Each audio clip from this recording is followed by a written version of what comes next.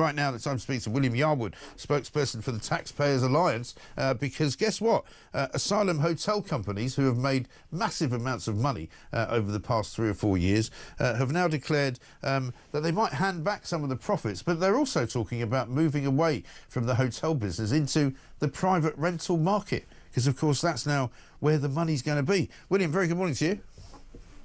Morning, Mike. Thanks for having me on the show as always, mate. Not at all. Good to see you. The companies that get all this taxpayers' money to house asylum seekers in hotels have done rather well. You know, the guy that runs one of the companies, the Asylum King, as he's known, has now moved so far up the Sunday Times rich list that he's become a billionaire rather than just a millionaire in the space of a couple of years. But they're talking about handing back some of the money, but they're also talking about moving into sort of rental property market as opposed to the hotel market. So they're still going to make plenty of money, by the way. But what are they saying to this Home Affairs Committee today?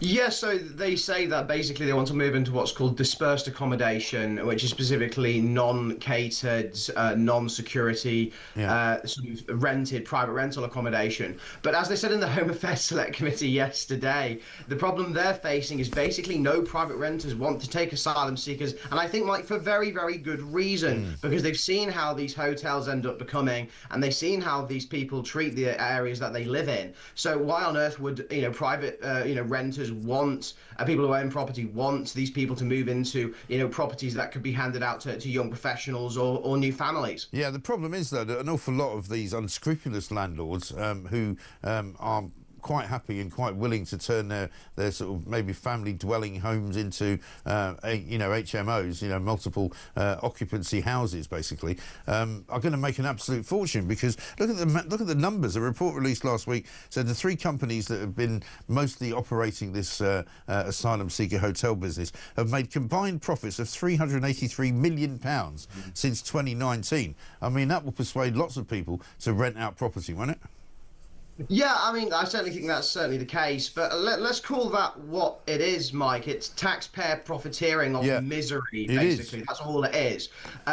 These 3 companies, Clear Springs, Serco, and Mears, have been enjoying these contracts left over from the Boris Johnson days, and because of the exponential rise in illegal immigration over the last 4 to 5 years, their profits have skyrocketed. I mean, one of the reasons their costs have gone up, and one of the reasons maybe they haven't earned as many profits as they would do, is because of the amount of security they've had to put around these hotels and in these hotels, and in order to keep these people inside of them, because otherwise they're likely to disappear into the community and possibly commit crimes. But also the services they provide inside of it, Mike. So they provide interpretation classes on English language speaking. They provide cultural sensitivity classes as well inside these hotels, and so on and so forth.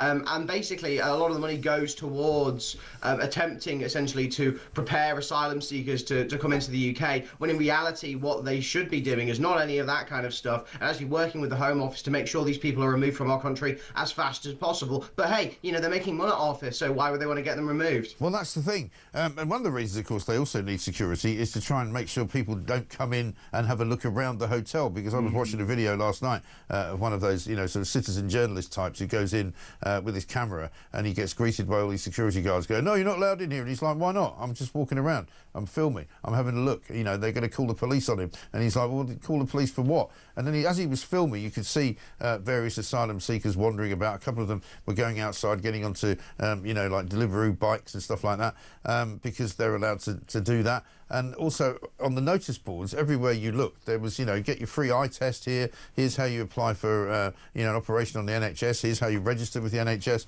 All sorts of advice for these people as to how they can milk the system.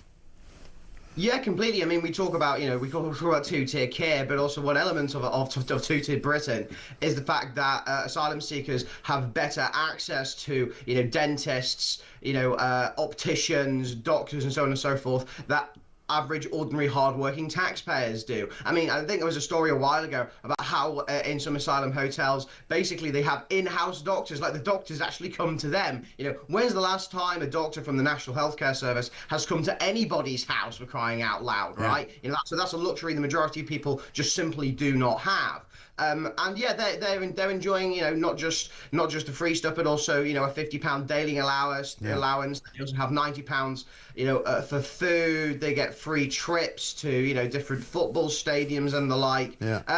Look, the three companies have been, rather enjoying themselves in terms of their profits. And actually, one interesting thing in the select committee yesterday, Mike, is they refused to say, when asked whether they thought profiteering off of illegal migration was moral or not. They refused to say yes or no, when obviously to me and you, Mike, and to many of your listeners, the answer is obviously no. Yeah. I mean, I said this yesterday, and I wonder whether it's true, as to the system that they're currently using to house these migrants. I assume that they decided to start putting them into hotels because they didn't think they would need that many hotels. But because the business has boomed so much and they've got so many people now coming because they know that they'll be put up rather well and looked after rather well, that it's spiraled completely out of control. So, when the government decided it was a good idea, they thought they might be spending maybe $5 million a year instead of $5 million a day. Yeah, I mean, one of the arguments they made at the committee was basically they never saw this, foresaw the long-term costs of illegal migration, basically. And they didn't think this was going to go on for that long, but of course it has, because the last Conservative government and this Labour government is completely incompetent at dealing with this issue. And obviously hotels were there to be temporary accommodation until these people either get approved or deported. But since our current legal system is the way that it is, and, various asylum cases can be gamed to the extent that people are let in for, minute rubbish reasons and actually not deported back to the countries that they originally originated from. They are essentially just stuck in hotels because, again, the government and indeed the companies did not have the long-term foresight. But like I said earlier, these three companies want to move into dispersed accommodation because, in their words, they're in this for the long game, right? And it's a good long-term business practice to move these people into dispersed accommodation, which proves, what their real incentives really are. It's not really to do with, deporting illegal immigrants. It's not really to do with protecting the British public or saving British taxpayers' cash. Really, they just want to, line their pockets a little bit more off of all exactly. misery. And Keir Starmer's approach to this is non-existent because, while he made a big song and dance about, us living in a land of strangers and cutting back on immigration because it needs to be done significantly, he made no mention of the people coming here illegally. He made no mention of the asylum hotels or indeed the private housing that's being used to put these people in. And he doesn't appear to have a plan, apart from just repeating ad nauseam that he's going to smash the gangs. He's not doing anything. No, absolutely not. I mean, the hysteria the other day about his speech, which I thought was incredibly, actually pretty tame, Mike, and also the fact that the majority of the British public actually completely agree with what Keir Starmer said, and also that I don't think there's any supporter of any large political party, maybe take the big three or the big four, that doesn't want immigration reduced. But the white paper specifically to do with legal immigration, it's only going to reduce legal immigration by about 100,000 a year. Yeah. So, like, if we're lucky, we might have 700,000 a year, which again is still significantly too many people coming to the country in the present year. Right. So yeah, Starmer can talk a big game, and he can talk maybe to the right of the last Conservative government on immigration. But what I care about, Mike, is results, and I don't think Labour's actually going to deliver on any of the promises they have around illegal migration or legal migration. No, I totally agree with you, William. Good to speak to you. Thanks very much indeed. William Yarwood, spokesman for Taxpayers Alliance there.